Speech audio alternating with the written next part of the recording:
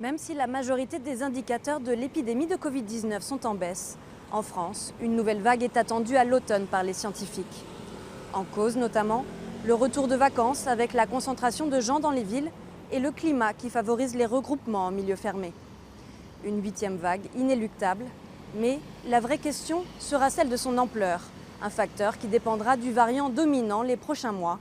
Centaure, le nouveau variant de la famille d'Omicron qui a émergé en Inde, est arrivé en France cet été, avec près d'une douzaine de cas identifiés à ce jour. En prévention, les autorités appellent à accélérer les efforts de vaccination. La couverture vaccinale, en effet, demeure selon elles insuffisante, en particulier chez les personnes âgées. Fin août, seuls 33% des 60-79 ans et plus de 45% des plus de 80 ans avaient reçu une dose de rappel. Cet automne, 4 nouveaux vaccins sont attendus qui seraient plus adaptés aux nouveaux variants.